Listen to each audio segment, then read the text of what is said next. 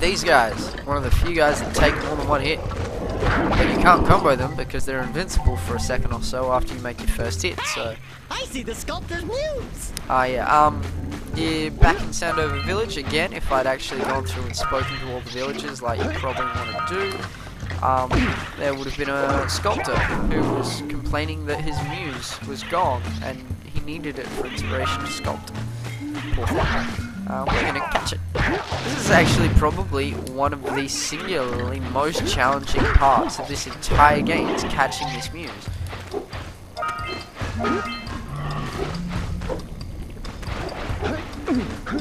It requires quite a bit of know-how, knowledge on where it's gonna go. Oh wow, I did that so much faster than I normally do. No, you jelly. You jelly, bro.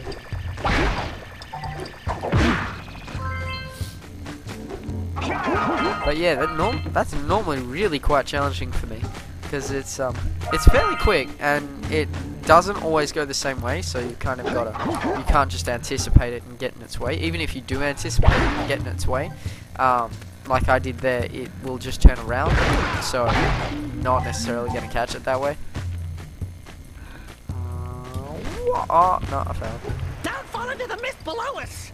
Cause I don't think we'll make it back! Ah, that's a lie. Don't you know people respawn in games? No,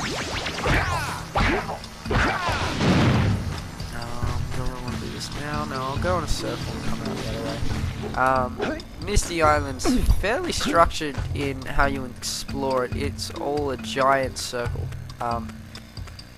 So you just pick a direction, go clockwise or counterclockwise, and eventually you'll get all of the collectibles and content that's here. Assuming you don't miss any, because normally I would have picked up all these precursor orbs while trying to get the muse, but hey, lucky me, I got it so quick. I am going to have to run through quickly and get them. Something just dissatisfying about not collecting them all. I was actually reading an article by Yahtzee and his good old extra punctuation the other day about how 100%ers aren't doing it because they enjoy it. It's because they feel bad if they don't do it, as opposed to happy when they do. That's probably true of quite a lot of people. I just feel happy when I get 100% of everything. Not necessarily in painstakingly, amazingly annoying ways such as Pokemon, where it's going to take you some 4 years and going to conventions that are overseas just to get all of the Pokemon. Or I suppose these days you're trading online with other people that happen to be in that area. That is a bit extreme. That's a bit much. I don't think I could do that. And I have tried. I mean, I've got a fair Pokedex count on my Pokemon games, but I do not have the drive for that kind of 100% completionist sort of thing. However, I will sit here and repeat this jump again and again and again until I get that fucking orb. Oh yeah, finally. Whoop. Something I'm completely overlooking and forgetting to mention. Here we have the A-Grab Zoomer. Been on it for a couple of minutes now, sorry about that. A friend of mine, it completely went over my head when I played this game the first time, but a friend of mine was perceptive enough to point out that these guys... Shred the lurkers, Jak. Not the mines! Rule number 1, always avoid the mines! Shut up, Max. Anyway, my friend was perceptive enough to point out that these are fairly nomadic kinds of people. They live in huts, they're not particularly advanced in any way, and they have a hover bike. A hover bike. I'm sorry, what? But yeah, that just went completely over my head the first time I played this game. I was like, oh yeah, hover bike, that's pretty cool. Not thinking for a second that they all live in wooden houses. Now, where is the other one?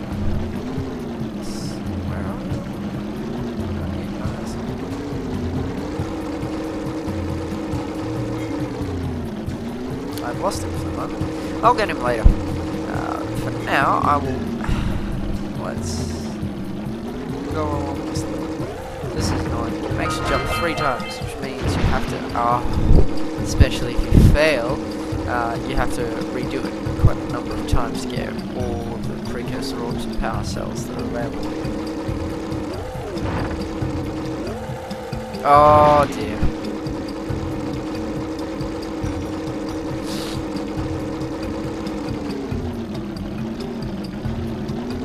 Alright, let's line this up a little more carefully. Here we go, here we go, here we go. Oh, excellent! Ooh, there you are. Oh, there's still 2 of you. Oh, I missed that. Yeah, that's all right. Getcha. I'ma getcha. Oh, which reminds me. There's some precursor orbs I've missed over here. Have you not learned? Thank you. I just missed a just killing this guy. Bam! And a power cell!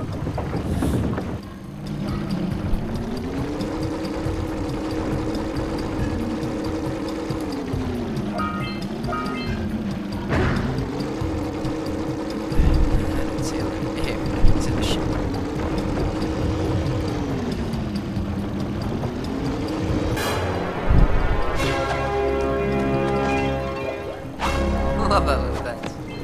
Good! You stopped all the mine-dropping lurkers! They've been threatening the waters around our village for weeks. Bring your zoomer back to the chance pad and I'll teleport it back. Not yet! Not yet. Yeah, the Angrav Zoomer is a really good example of good gameplay design. In that when you are succeeding with it, you really feel like you're playing with a great deal of skill. Even if you're doing something that just about anybody who picks up the PS2 controller will be able to do. It's that gratification that, I mean, the motions are smooth, the actions are intuitive, but because of how smooth and the braking is easy, it really makes the player feel like they've done something that required skill. It makes them feel accomplished and gratified, and that's a really important part of game design. Because you're not really there to defeat the player when you're designing a game. You're there to entertain them. And, you know, creating games that are incredibly difficult, you're not going to be able to complete the challenges until you've repeatedly grueled through failures. That doesn't say to me good character design. But really making the player feel like they're accomplishing something and doing well at something is a really good method of entertainment. That being said, some people like that repeated failure before it's success, because that's, to them, another way of feeling quite gratified. If you fail at something over and over and over again, and then you finally succeed at it, you feel like you've succeeded at something that's exceptionally difficult. So I suppose there is something to that method.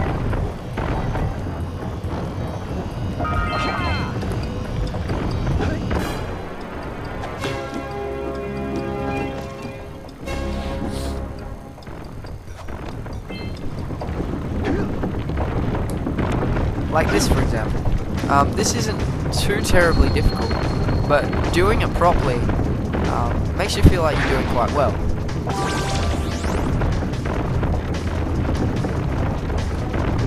I love the smoothness as well of this section as well when you're doing well at it. Really good visual design. An example of really good visual design that's fairly consistent throughout this entire game and throughout the sequels as well. Just really well put together game.